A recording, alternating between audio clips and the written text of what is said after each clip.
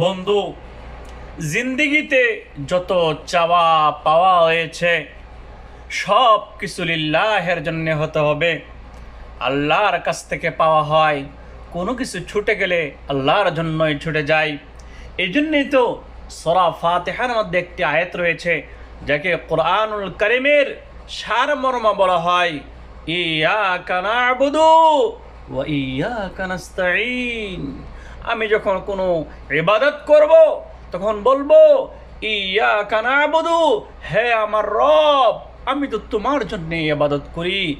ইয়াকা নাস্তাঈন, ও আল্লাহ, ইবাদতটাও তোমার জন্যে। তোমার কাছে যত সাহায্য তোমার কাছেই চাই। আমার যত সাহায্য চাওয়া পাওয়া সব কিছু তোমার কাছেই চাই। তুমি আমার মনের বাসনা জানো, মানুষের দিলের খবর তুমি জানো।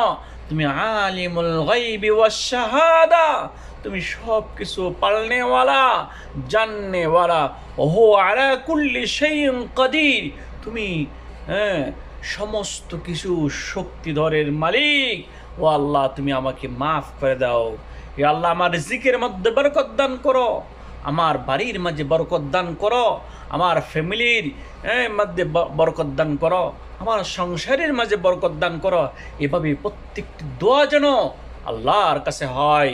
আল্লাহ রাসূলুল্লাহ সাল্লাল্লাহু আলাইহি ওয়াসাল্লাম বলেছেন, আপনি আমার যখন একটা জুতার ফিতাও ছিঁড়ে যাবে সেটা প্রথমে আল্লাহর কাছে চাইব, তারপরে ঠিক করানোর জন্য চেষ্টা করব।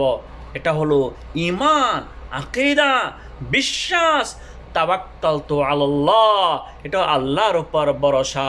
যে আল্লাহর উপর ভরসা করে সে কখনো নৈরাশ হয় না ইনশাআল্লাহ।